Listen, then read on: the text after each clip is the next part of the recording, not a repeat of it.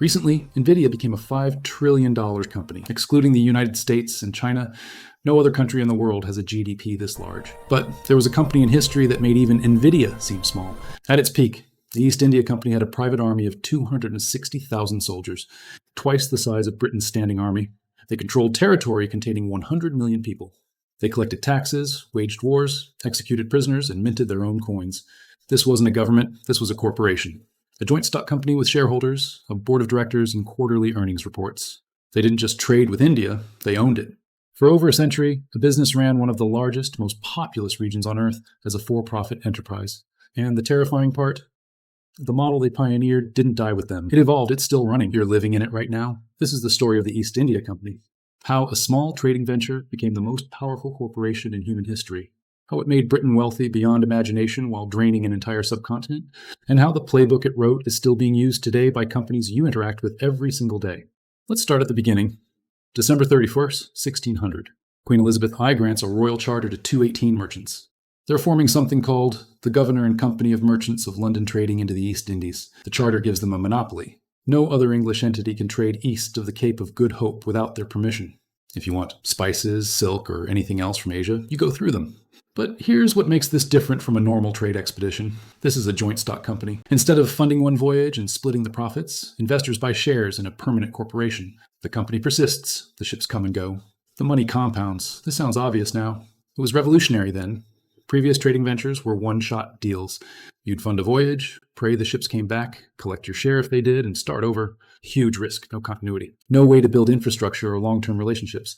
The joint stock model changed everything. Suddenly you could think in decades instead of months. You could build trading posts that lasted. You could invest in relationships with local rulers. You could train employees and develop institutional knowledge. And you could raise extraordinary amounts of capital. Because shares could be traded, investors didn't need to lock up their money forever. They could sell their stake whenever they wanted. This made investing far more attractive. The East India Company wasn't just a trading venture, it was a financial innovation, a new kind of machine for turning money into more money. For the first few decades, the company was exactly what it claimed to be, a trading operation. They established factories, which weren't manufacturing plants, but trading posts, warehouses where English merchants lived and negotiated with local suppliers. Surat in 1612, Madras in 1639, Bombay in 1668. A wedding gift from the Portuguese to the English crown, who promptly rented it to the company for £10 a year. Calcutta in 1690. The business was simple. Buy goods in India where they were cheap. Ship them to Europe where they were expensive. Pocket the difference. The margins were insane. Pepper bought in India for pennies, sold in London for shillings. Spices, textiles, indigo, saltpeter. The demand seemed limitless, and the company had a monopoly on supply. Shareholders were happy. Returns averaged 15 to 20% annually in the early decades. When a convoy arrived safely, special dividends could push returns even higher. But here's the thing about trading in someone else's territory. You're dependent on them.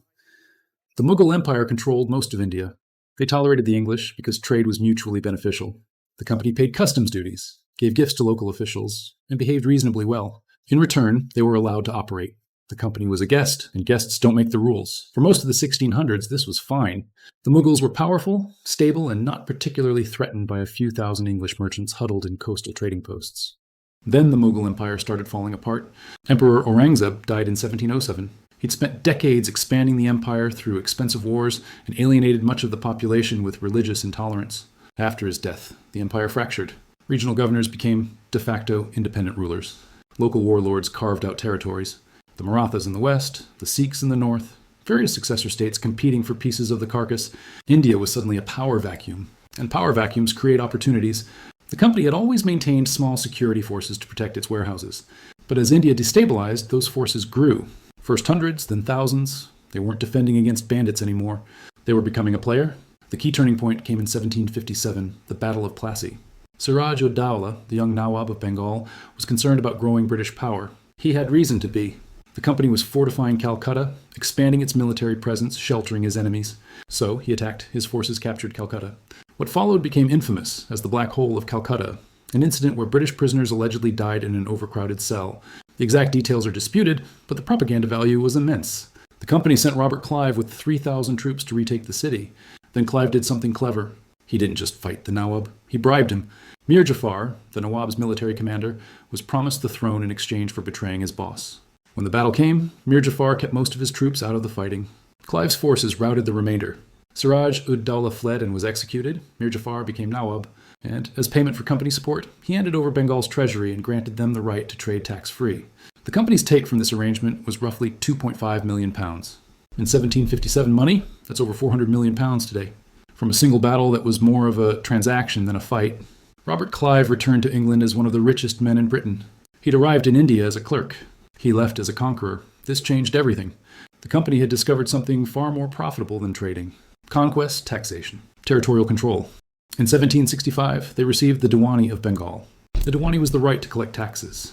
The Mughal emperor, now a puppet, granted them authority to collect revenue from Bengal, Bihar, and Orissa, a region of 30 million people. Think about what just happened. A corporation was now the tax authority for a population larger than France. They didn't just trade in Bengal, they governed it. But they governed it as a business. Their goal wasn't prosperity or stability. Their goal was extraction, and extract they did. The tax burden on Bengali peasants nearly doubled overnight. The company needed to maximize revenue to pay dividends to shareholders and fund further expansion. What followed was one of the great catastrophes of the 18th century. In 1770, the monsoon failed. Crops died, a famine began. The company's response was to continue collecting taxes at the same rate. In some cases, they increased collection pressure, reasoning that peasants were hiding grain. The death toll is estimated at 10 million people, 1/3 of Bengal's population gone. The company's share price barely moved. Dividends continued. The machine kept running. This wasn't an anomaly. This was the system working as designed. A corporation's legal obligation is to its shareholders. The company's shareholders were in London. They wanted returns. Bengali peasants weren't shareholders. Their survival was, at best, irrelevant. At worst, an obstacle to profit maximization. The famine revealed something important. When you let a profit-seeking entity govern territory, it will optimize for profit, not for the welfare of the governed, not for long-term stability, for quarterly returns. The company had figured out the most efficient form of extraction possible. Don't trade with a country. Own it, tax it, drain it. Now, you might be wondering, how did the British government let this happen? Wasn't anyone paying attention? They were, sort of. Parliament was increasingly concerned about the company's power, not primarily for moral reasons, though some members did object to the famines and abuses. The concern was political. The company had become a state within a state. It had its own foreign policy, its own army, its own territorial ambitions. It made war and peace without consulting London. It negotiated with foreign powers as an equal. This was constitutionally awkward. Britain was supposed to be a parliamentary monarchy, not a system where a private company conducted imperial policy. Plus, the company was extremely corrupt. And that corruption was flowing into British politics. Nabobs, they were called. Company employees who'd made fortunes in India and returned home to buy country estates and parliamentary seats. Robert Clive was the most famous, but there were hundreds. These men were changing British politics with Indian money, buying elections, influencing policy, creating an India lobby that protected company interests. Parliament tried to rein them in. The Regulating Act of 1773 established a Governor-General to oversee company territories. Future acts increased government control. But here's the thing. The British government didn't want to kill the company. They wanted to control it, to harvest it. The company was generating enormous wealth. Taxes on its imports funded the crown. Shareholders included members of parliament, aristocrats, the politically connected. The company had woven itself into the fabric of British power. So the arrangement became a partnership. The company did the dirty work of conquest and extraction. The government provided legitimacy, military backup when needed, and absorbed the political costs. India was too valuable to leave to the Indians, but it was also too messy for the government to manage directly. The company was the perfect instrument, a corporation that could be simultaneously used and blamed. Let me give you a sense of how big this operation became. By 1800, the company directly controlled territory containing 20 million people. By 1850, that number was 200 million. At its peak, the company's domain was larger than any European country and more populous than all of Western Europe combined. The private army reached 260,000 soldiers, twice the size of the British army at the time. These weren't just local mercenaries. This was a professional fighting force with European-style training, artillery, and tactics. They fought wars constantly. The Mysore Wars against Tipu Sultan. The Maratha Wars that finally broke the last major Indian power. The Anglo-Sikh Wars that absorbed Punjab. The Opium Wars against China. Yes, China. The company wasn't just exploiting India. India was a base for operations throughout Asia. The China trade deserves its own mention because it reveals the company at its most morally bankrupt. Britain wanted Chinese tea, desperately. The British had developed a national addiction, but China didn't want anything Britain produced. They wanted silver. This created a trade deficit problem. Silver was flowing out of Britain to China. The company needed something to sell that China would buy. They found it. Opium. The company grew opium in Bengal. They sold it to private traders who smuggled it into China, where it was illegal. The money from opium sales was used to buy tea, which was shipped to Britain. It was a perfect triangle, except that it was creating millions of opium addicts in China and was flagrantly illegal under Chinese law. When China tried to stop the trade, Britain went to war twice. The Opium Wars forced China to accept the drug trade, cede Hong Kong, and open ports to Western merchants. A corporation had started a war to protect its drug trafficking operation, and won. The financial scale was staggering. At the height of the opium trade, it accounted for roughly 15% of British India's total revenue. Millions of pounds annually, built on addiction and death. But the company's very success contained the seeds of its destruction. Running an empire is expensive. The company's military adventures required constant investment. Administrative costs grew as territory expanded. And unlike trading, governing doesn't scale efficiently. The more people you control, the more bureaucrats, soldiers, and infrastructure you need. The company was constantly in debt. They borrowed from the British government, from private banks, from anyone who would lend. Despite controlling the wealth of India, they struggled to turn a profit. This seems paradoxical. How do you lose money when you're extracting taxes from 200 million people? The answer is that a lot of the money was stolen. Company employees, from the lowliest clerk to the governor general, were on the take. Private trading on the side. Bribes from local rulers. Embezzlement. Corruption was so endemic that it was essentially the system. The company paid its employees poorly, on the theory that they'd make up the difference through perks. Those perks were stealing from the company and from Indians. Estimates suggest that between 1765 and 1815, the company drained roughly $45 trillion in today's money from India. But much of that enriched individual employees rather than flowing to shareholders. The company was a machine for extraction. But it was a leaky machine, and the leaks were by design. The end came in 1857, the Sepoy Rebellion, or as Indians call it, the First War of Independence. Sepoys were Indian soldiers in the company's army. They'd been growing discontent for years. Pay was poor, promotion was capped. British officers treated them with increasing contempt.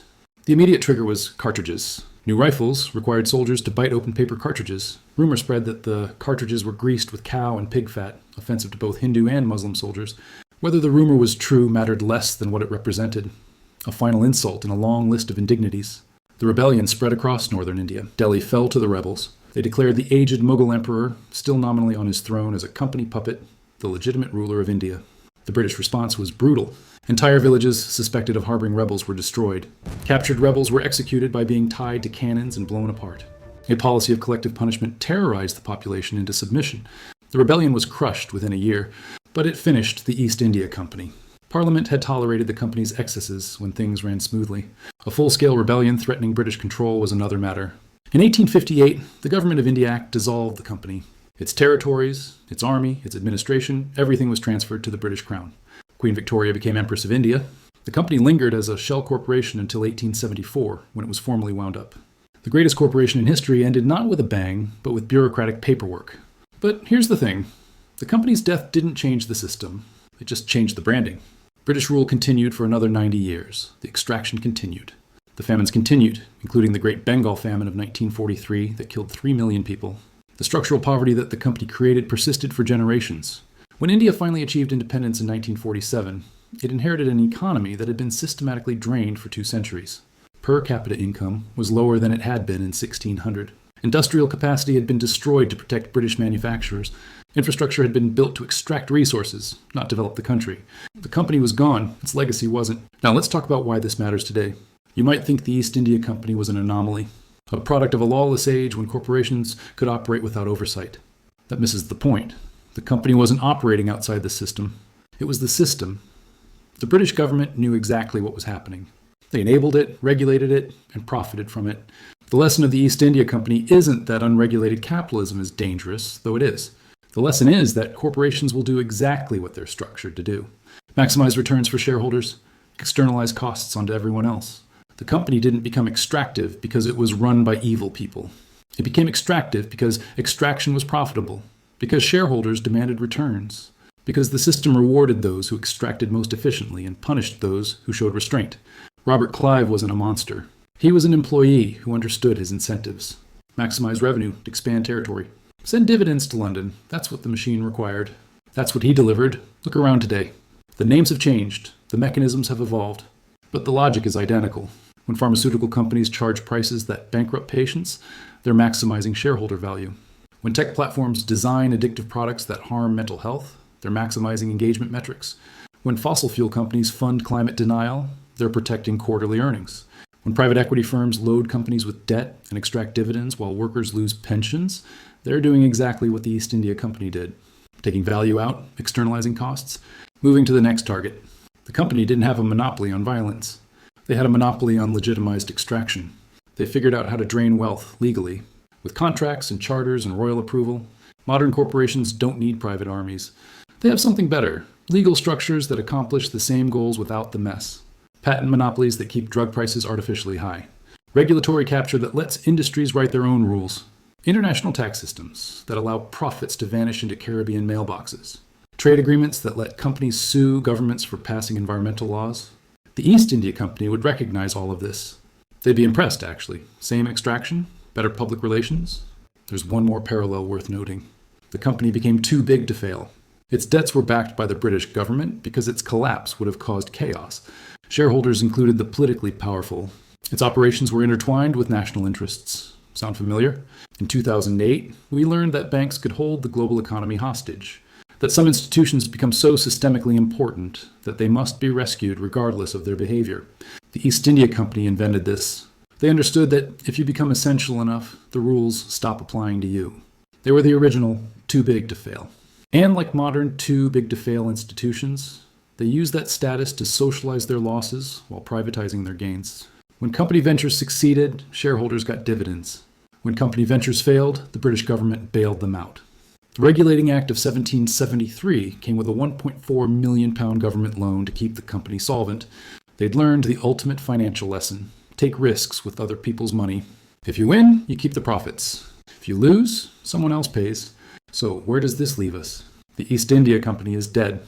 Has been for 150 years. But the questions it raises are very much alive. What should corporations be allowed to do? How much power is too much power for a private entity? When a company's interests diverge from the public interest, whose interests should prevail? We've been debating these questions since the company's abuses first became public. We're still debating them. We haven't answered them.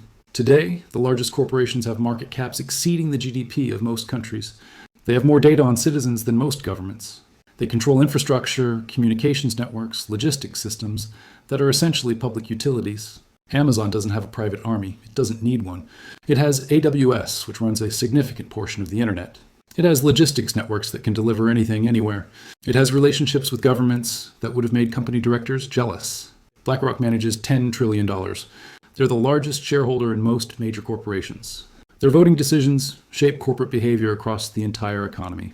One firm, unelected, unaccountable to anyone but their investors, influencing everything. Google and Facebook control how information flows to billions of people. Their algorithms shape what we see, what we believe, how we vote. They're not governments. They're not accountable like governments. But they have power that governments would envy. These aren't East India companies. Not exactly. They don't have territorial armies. They don't collect taxes at gunpoint. But they're asking the same fundamental question the company asked 3 centuries ago. If a corporation becomes powerful enough, who can stop it? The East India Company was eventually stopped by its own incompetence and one massive rebellion. It took 250 years and millions of deaths. What will it take this time?